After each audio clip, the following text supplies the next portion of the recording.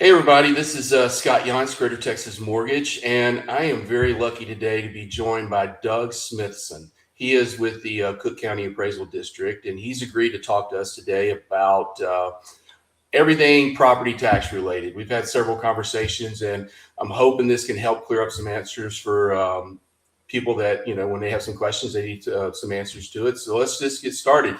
Doug, what brought you here today?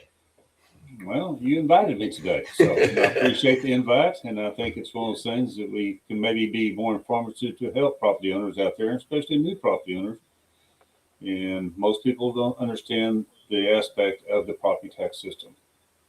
So, I can agree with that. I think a lot of people probably see the tax office as their enemy and not necessarily somebody out there to help, right? we can try to help best we can. I understand. So, well, let's get started. We want to ask some questions, go through some different exemptions, that type of stuff, so we can understand what's going on. So, let's talk about homestead exemptions. All right. What exactly is a homestead exemption? Who qualifies? Homestead exemption is if it's the primary residence of the individual, then they're entitled to a homestead exemption. That homestead exemption is worth currently at $140,000 exemption off for school taxes only. So therefore, if you're looking at the $140,000 worth of value, the exemption actually is worth about $1,200 or more per year. Okay. Do you find that a lot of people just don't take advantage of this? The appraisal districts, when a previous owner has had a homestead on it, then it's automatically, we will notify the new owners of that. It's around the 1st of January. So if you bought a property in the prior year, then we will send you a letter with an application to fill it out. Some people fill it out, some people miss it. Also, important part of it is we might not have the most current address. So it takes a little bit to the process and make sure when you buy the property, then you be sure and notify the appraisal district a change of addresses. Because on the deeds that we look at is what the address is on it. Sometimes the address is not be the current address where they move it to. Okay. So when somebody does do a homestead exemption, I know it varies whether they're buying a $200,000 or $1 million home, correct? How much can they realistically save by just doing a homestead exemption? Homestead's worth about $1,200 a year plus. 12. Okay. And what exactly does the homestead exemption do for them other than the tax savings? Primarily, it's just the tax savings. Is what it's doing for property tax purposes on things. Well, I guess there's another part that we'll maybe talk to later about the cap limitations on the market value. Okay. So, is it only on a primary residency, or can they do it on an investment property? Only on your primary residence and residence only. If it's other type properties, it's not applicable.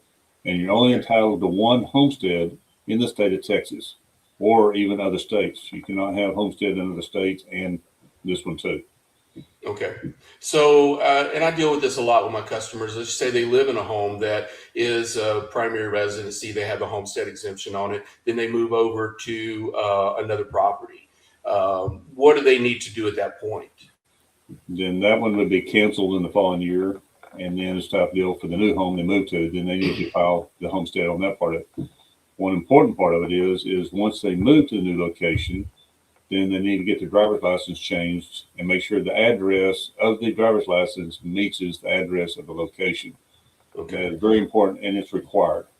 So without that driver's license change of address on it, you can come in after you buy the property and sign up for it. We will not be able to apply it until that driver license is applied to or address meets that and that driver license been updated.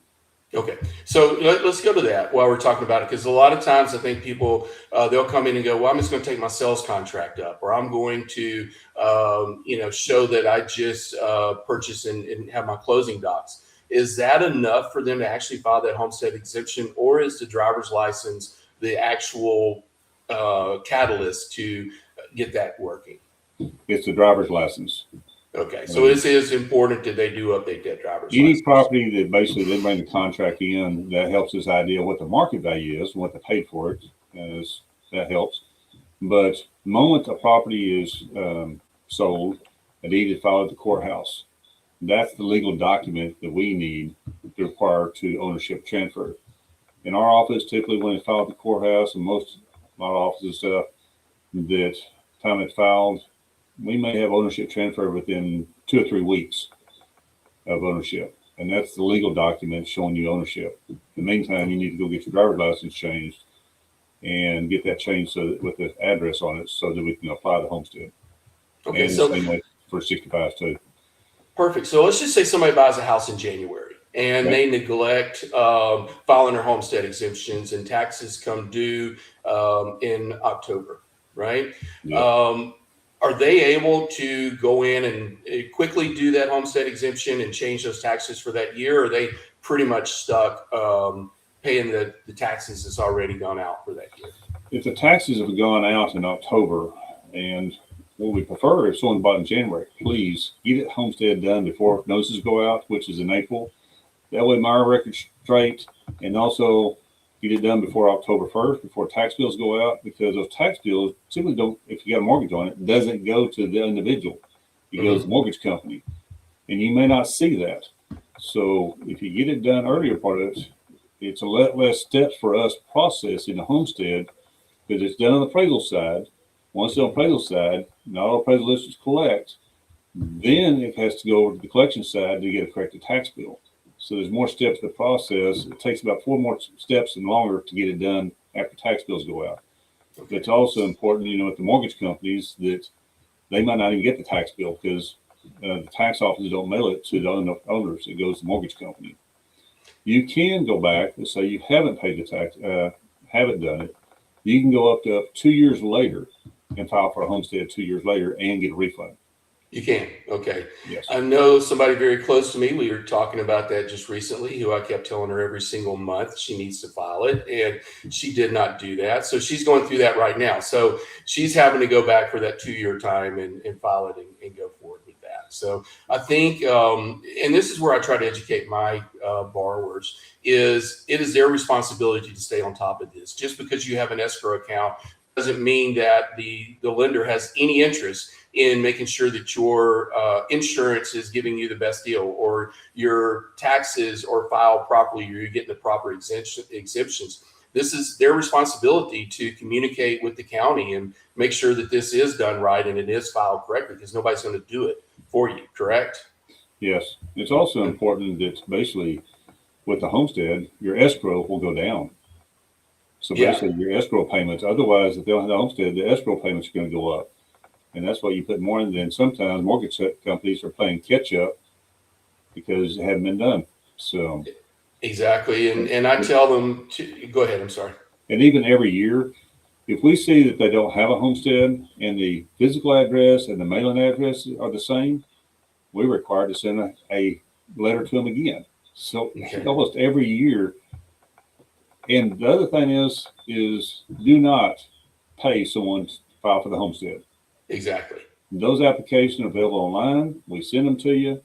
There is no reason, they're free. So do not pay someone to file your homestead for you or your 65, either way.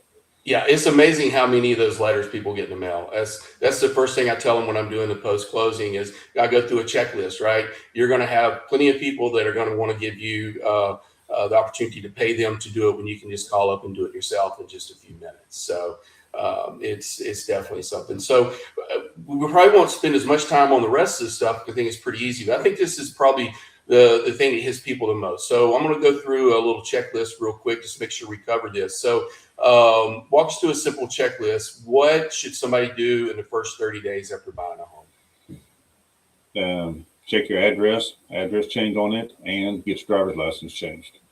Okay. Those are probably the 2 main things right there. And then contact your local county clerk or appraisal district, or which contact the appraisal district, because the appraisal district is the records. Everything starts at the appraisal district before it goes to collection side. Okay. Now I'm in one of those situations where I pay taxes in 2 separate counties. Yeah. Okay. So I have to pay Cooke County and Denton County, which is a lot of fun. Do I have to file in both counties, or do I just file in the county that I live in? Only in the county that you reside in. In your situation, you're in Pilot Point School District, but you're in Cooke County. All records, homestead exemptions, all starts with the appraisal district. The county, Okay. everything starts at the county line. Okay. We cool. supplement everything to Denton County and their office there. Now, anything Okay. for us, we collect here in this office for all the other entities except for that Pilot Point School District. Okay. Um, other than filing the homestead exemption, is there any other mistakes that you think that the new homeowners might make when it comes to property taxes? Not that I can think of at the moment. All right. So let's move on to the next topic. All right. Okay. The 10% homestead cap. Could you explain what that is?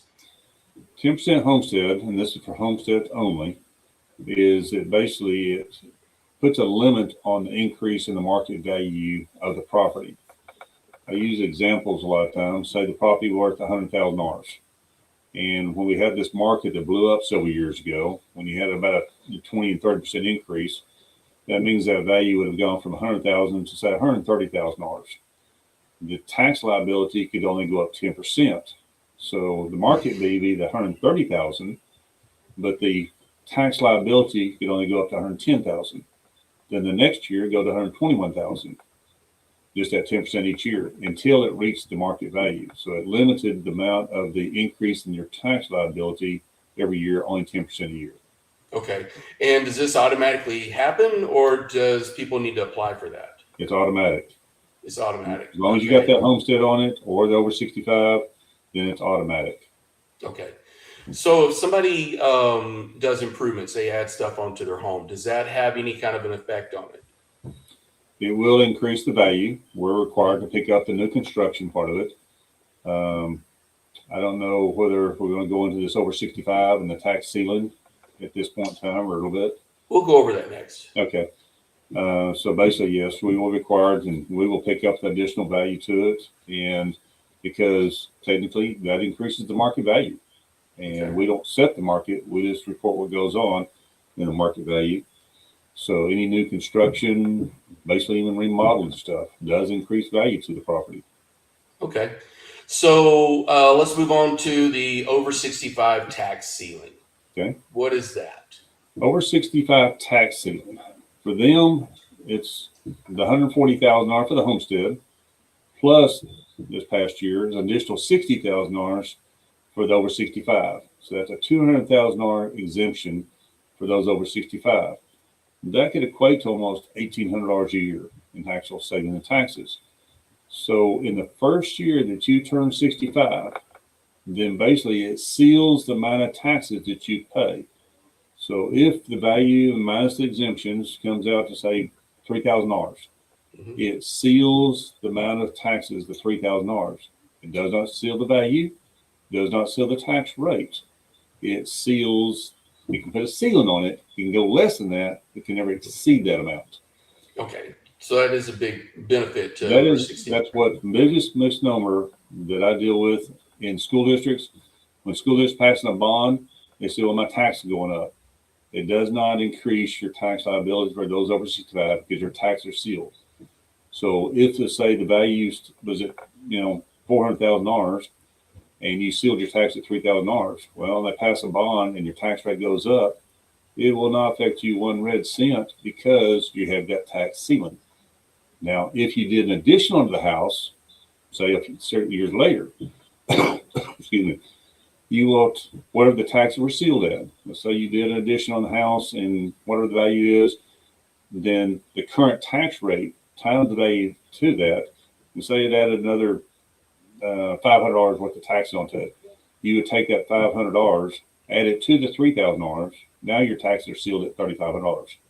Okay. It reseals it, and just for the addition, it was added on to the house. Okay. So I'm going to give an example on this just for clarification because I do think this is important. Okay. So let's just say, for example, let's just use Sanger, Texas. Okay. And there's a little old lady has been living in a house since the 70s and is paid in full. And that house, when she bought it, was $30,000. Okay. And they come in and she's now 75 years old. Okay. Or let's just say she's turned 65. Okay. And she filed for her 65 exemption. Now, because there's subdivisions going everywhere, there's new businesses coming in. Everything in that house is now valued at, say, $500,000. Okay, is she going to be paying the taxes on a $500,000 home, or is she going to be paying the tax amount as what it was worth when she turned 65? When she turned 65, the value that it was at that year, Mm-hmm. and that's what the tax would be sealed, not the $500,000. It could be So worth say, $2 million today if okay, taxes are still sealed at that lower amount. It okay, protects those 65s. okay. So if it was worth $200,000, Do it. if it was worth $200,000 and it's when she turned 65, that's what she's going to pay taxes on forever, correct? Well, just put this Unless way. there's a change. Being the last several years with the compression rates and the resealing and sealing of that, Mm-hmm. if her value was $200,000, she'll pay zero. Really? She'll pay zero. Okay. If your value in those years were $200,000 or less, you will pay zero taxes to school districts. Oh, wow. Okay. Well, that's a good thing to know, right? So it is important, get in and file those exemptions, right? Stay on top of it, correct? Another thing I would say that, and it's a local option, your counties, your cities, and other entities, with the exception is hospitals, can have a local option to seal the taxes for those entities. So right now, everything is on the exemption on the school districts. Local option for counties, cities, and special districts can put a tax ceiling on your over 65 also. They can give additional exemption besides that. But hospitals are not entitled to that tax ceiling. Okay. Okay. So you've said a lot. Okay. And just in our conversation right here, there's a lot of different terminologies that a lot of people may not understand. What's the best thing for, let's just say a person that is getting ready to turn 65 and they're concerned about getting this done and making sure it's done right. What's the best avenue for them to get the best information? Is it to make an appointment, come in and talk with their local CAD department, or call, or are they just limited to doing it online? Because I know some people may not necessarily be as tech savvy at that age. Okay. One thing's an important part of it that back with even the homestead part is why we request a copy of your driver's license for you and your spouse, because both of you may be getting close to that 65. We in our system, and all districts in the system, have it coded by your date of birth, that when you turn 65, we will send you a letter notifying you need to come in and refile. Oh, wow. Okay. So they need to be on the lookout for that. So we do that. We do everything we can to help property owners to take care of this homestead over 65. And sometimes, even small districts, we get on the phone and call them and say, get in here. Yeah. But that's the only thing small district can do. That's one of the big benefits being a small district part of it. But when they turn 65, the year they turn, and on the 65, for it, you can say you turn 65 today, you can come in and apply for the 65, and it's prorated for the year. Okay. Okay. It's prorated for the over 65. Okay. So what if the husband is 65 and the wife is 55? Do they still get the benefit? She gets the benefit as long as she is 55 or older, part of it. And so whatever his tax ceiling was at the time, she will continue to retain that same ceiling that he had. As long as she's 65 and older? As long as she's 55 and over. So 55 is a cutoff. I just made up that number, but that is a significant number. Okay. So if she's 55, he's 65, she's 55, she still gets the same tax advantage. She passes away the next year when he's 66, she gets to retain that tax ceiling as long as she hasn't remarried or moved to another location. But she can move to another location, she can be beneficial to even transfer it to another location. Okay. So if he's 65 years old and he goes out and marries somebody that's 30, she's not going to get that advantage if he passes away. It's going to resort back. Okay. So that's good to go. Now, one of the questions we have in here, and I don't know anything about this, is transferring the tax ceiling. Let's just say, for example, they're in that house and they decide that they either need to downsize or they need to move someplace closer to the kids to help them out, or a situation like that. Is there any advantage of that? Do they get to transfer that cap, or are they pretty much, if they go buy a $500,000 home, they're going to be taxed on that $500,000 home? Good point. What it is, it's a percentage transfer from what your taxes were sealed, say 10 years ago. And if it was sealed for the first time 10 years later, whatever that percentage is of recalculation on it would be the percentage of transfer that you get to transfer to the new property. So let's say, example, if one of those things, your taxes were sealed at $2,000 years ago, okay, and whatever the value was at that time, $2,000. Then for the first time 10 years later, if you had sealed it the first time 10 years later, then $4,000. That's a 50% change in that. So when you go to the new property of a property, if it's home school districts, you can take it anywhere in the state of Texas. And on that basis of it, you will come into the office of the one you had, get a tax sealing certificate, and be able to transfer that to another appraisal district. That's where you'll go with it. You get the tax sealing certificate from the appraisal district. They will go to the other house, figure out what the taxes are for the first time, and let's say there happen to be tax of $1,500.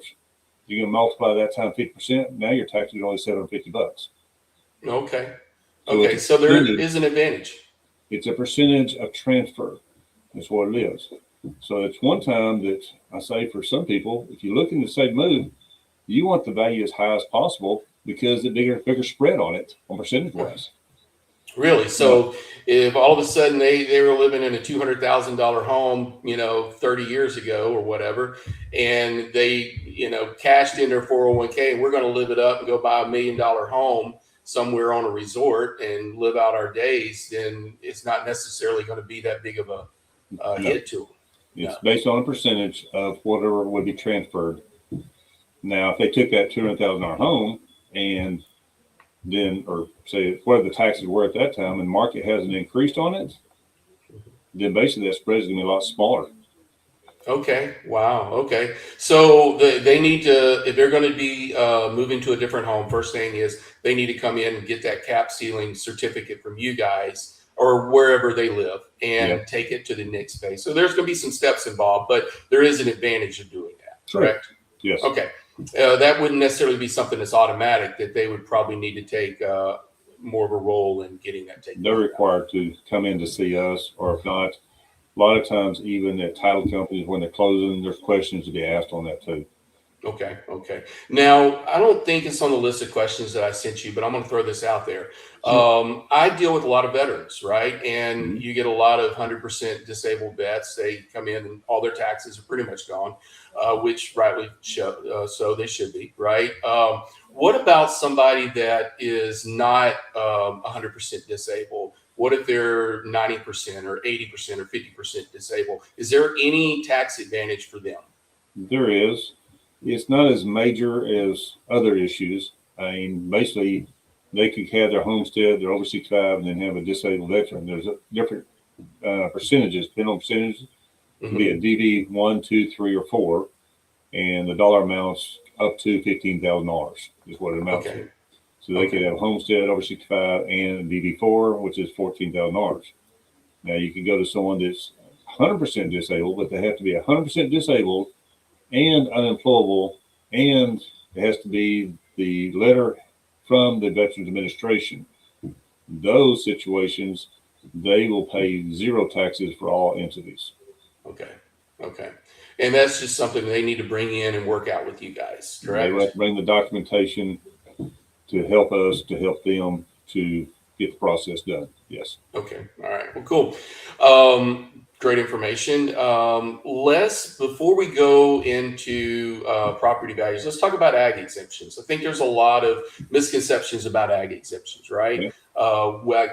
When can you file for it? Do I have to file for it if I move? That kind of stuff. So tell me, what's some key points about the ag exemptions that people need to understand? One, the biggest misnomer about it, it's not an exemption. It's called a special valuation. Okay. And people, we learn to live with it.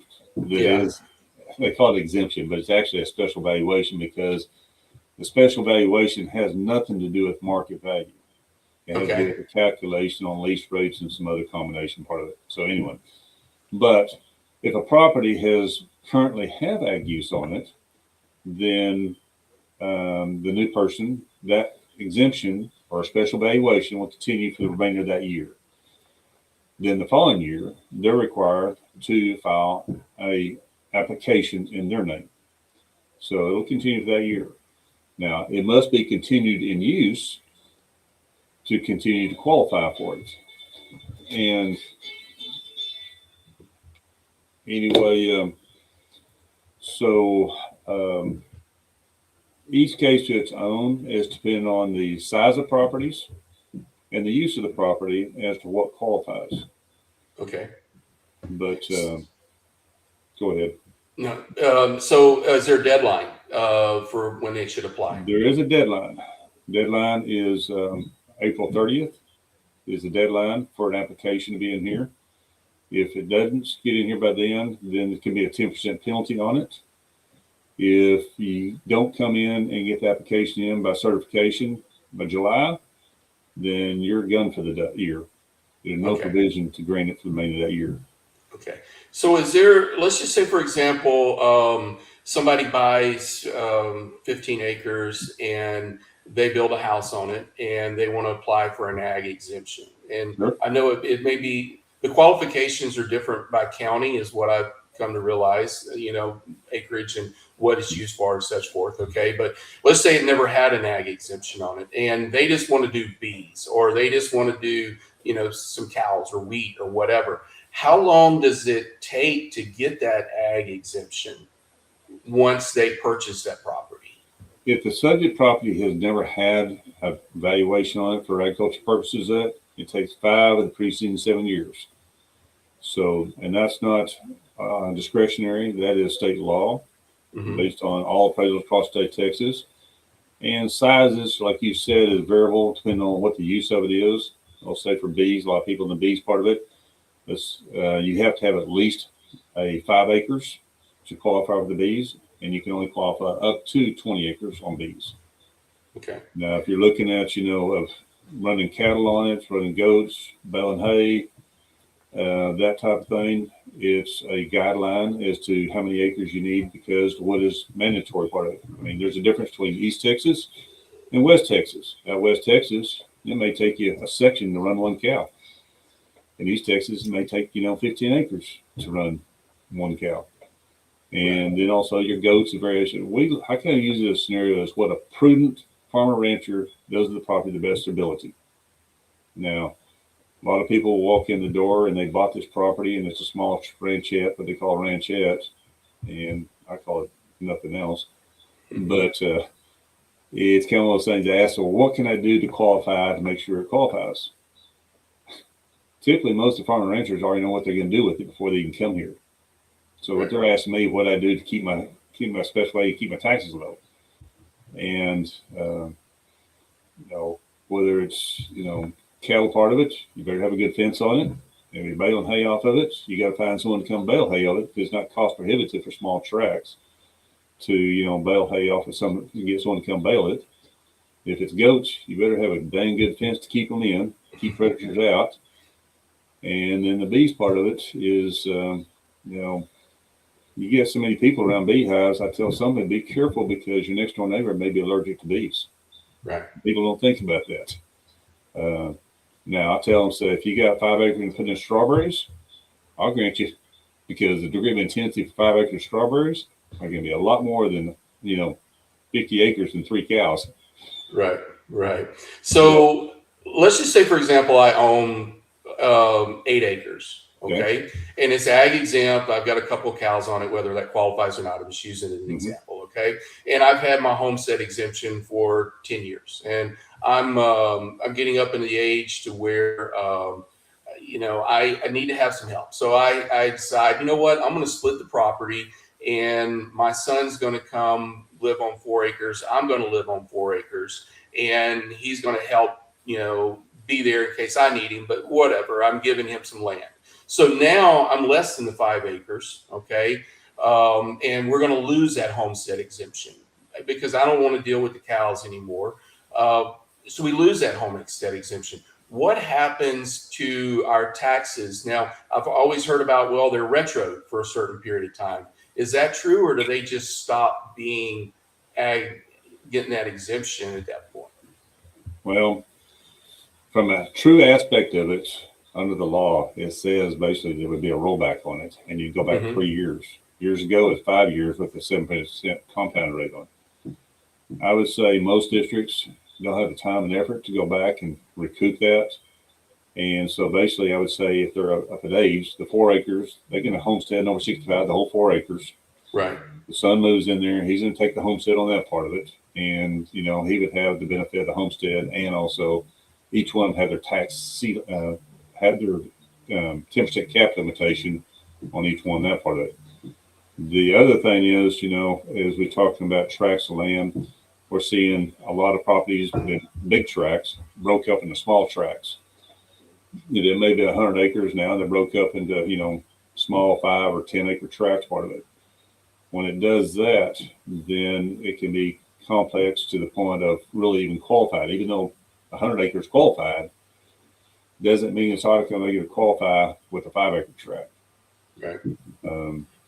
Other thing would be quick basis of it. And each district's a little bit different part of it, but wildlife. A lot of people do this wildlife deal. In Cooke County, you have to have at least 15 acres in order to qualify for wildlife. It's actually 14 point something. So number that. Some districts are bigger, some are smaller part of it in wildlife, but it still has to have the history of an agriculture valuation before it can be converted to wildlife. And Okay. so that's just another part of it. A lot of moving parts. So we're getting close to the end here. So let's talk about protesting property values. I know now is the time, right? Getting close. Yes. So tell us about that. When appraisal notices come out, and what should homeowners be looking for? I would say there's 2 or 3 things. One, double check it, make sure you got your exemptions on it that you're entitled to. It does a little bit more complex on part of it when you may have some people with homesteads over 65 and the house and land and ags all on one account. Then that makes it a little bit more hard for people to understand and read those things. And sometimes go to our websites. Website will break it down a little bit better, what the valuation broke down between those are. So I highly recommend that. Other thing I recommend sometimes is appraisal districts. A lot of people don't know what an appraisal card is. That's a field card that appraisers work off. It has more of a detailed breakdown with it. Has your legal description, addresses on that. It'll break it down the price per square foot on the house. Make sure the square footage of the house is correct. And also, do you feel like the value is correct or not? I mean, if you don't think the values, what we don't know is circumstances of condition of a house, especially older houses. And so an older house may not be in the best condition. So in many districts, try to do inspections if they can. And also, if there's something majorly wrong with the house, that needs to be addressed that we're not aware of on the inside, bring us documentation, bring us pictures. I mean, that helps us to help you. Okay. But we can't just automatically know everything that goes on, because this is mass appraisal and not enough people to handle what needs to be done for all the properties out there. Do they necessarily need to pay to have an appraisal done, or can they bring in maybe comps and pictures and that kind of stuff just to kind of help out? Appraisal districts have, most districts have availability to sales, and you can come in and we will provide you the sales information of the neighborhood, the type of the houses that like yours, similar to yours. But for them, what they need is, it doesn't cost to come in, talk to us, sit down with us, and help us, give us some information, set up an appointment. Many districts will set up an appointment. Some of them just have the doors, just first come, first go. And usually from when notices go out, it's also important you have 30 days from the time that notice goes out to file an appeal. Okay. Once that appeal is done, then basically starting about sometime in May or June, if you disagree with what the appraisal district has come up with, then you can appeal it to the appraisal review board. It's pretty much an informal board, and that'll set you a date, time, schedule, part of it. You can actually file protest online. And sometimes a lot of people do it online and exchange evidence just online, don't have to come see us. We're showing the evidence of what we've got, what information, what sales have been happening, and they can do it online version of it. You know, these young people with all this new technology, that's what they do. Yeah. The older gentlemen, old generation like to come see us every year. Yeah. I think dealing with any kind of government department, I think television, history, everything else has kind of got people in the mode that they're going to war, right? I got to go fight the IRS, and in my experiences is the IRS. Yeah, none of us like it, but at the same time, most of the time when you call in, they're there to help. They are very nice. They're very professional. They answer your questions. They're there to do a job. And if you treat them with respect, they're going to treat you with respect. And I would say that's 99% of the cases, right? I think a lot of people feel like they're having to go to war with the appraisal district and go fight it. I'm assuming that that's not what y'all see there either. It's more right. You're willing to help. If they come in with ridiculous questions and answers and things that are just completely far-fetched, it's going to be a different conversation that if somebody has their ducks in a row and a more realistic concern, right?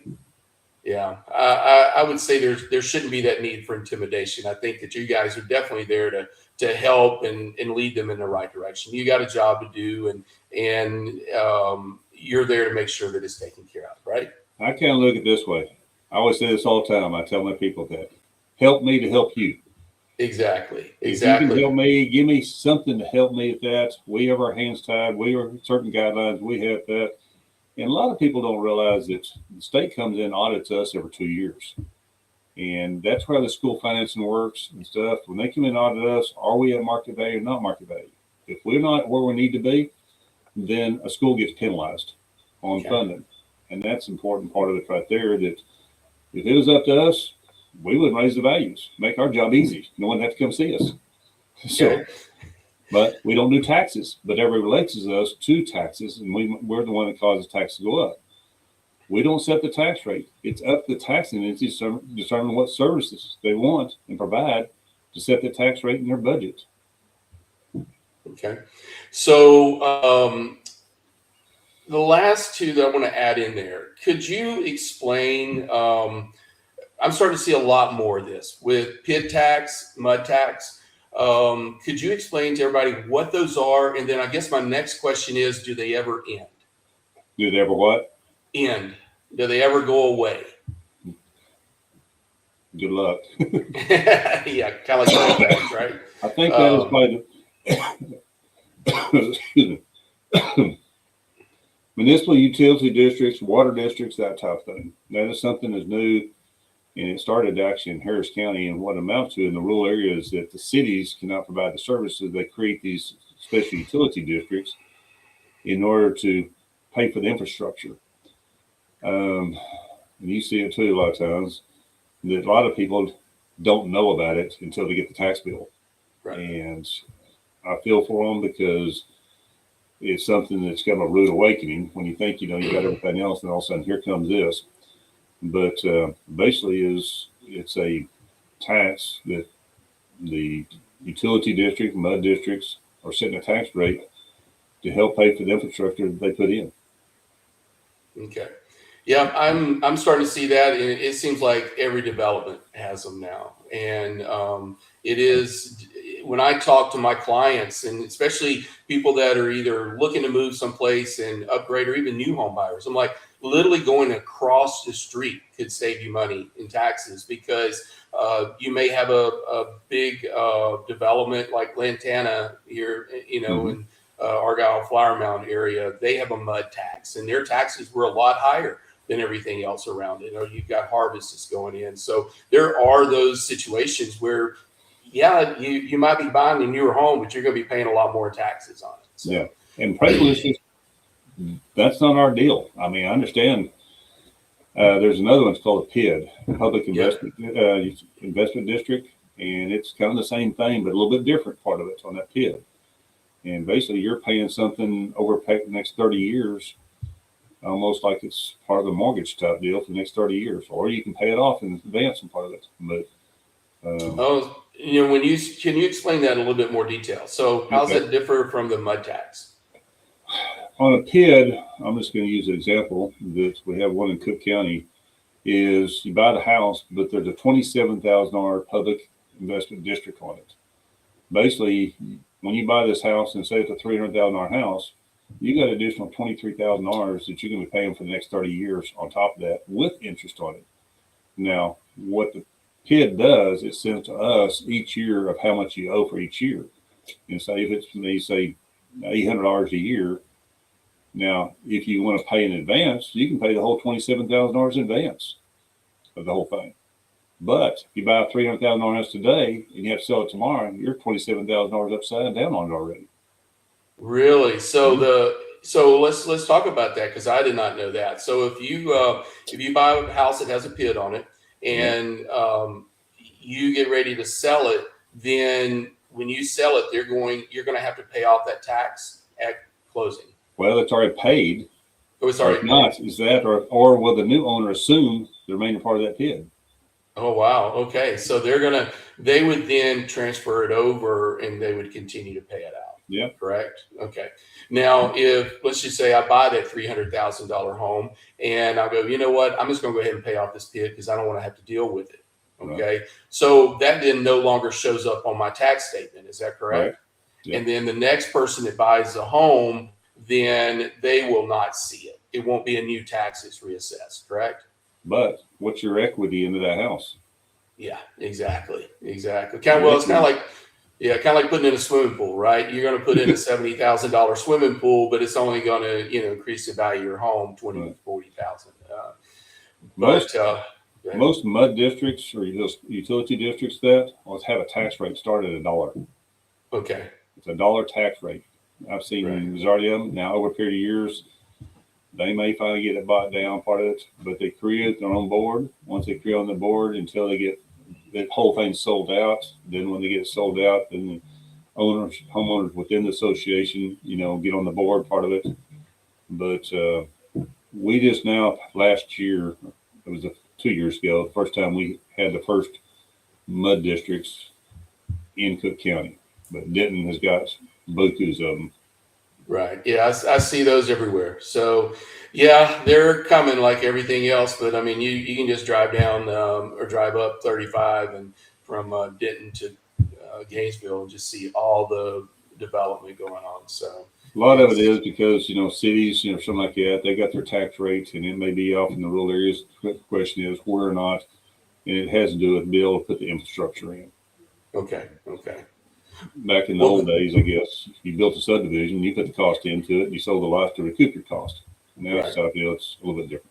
A little bit different. Well, I think we've covered a lot today, Doug. Okay. I've been so excited about this interview. I'm really looking forward to getting it out because I think it's going to be a big tool for my realtors to send out to first time home buyers so they can understand some more of this stuff. And just as a reference, I mean, you guys have been nothing but nice every time I talk to you. And I really appreciate you taking the time and doing this and helping me out.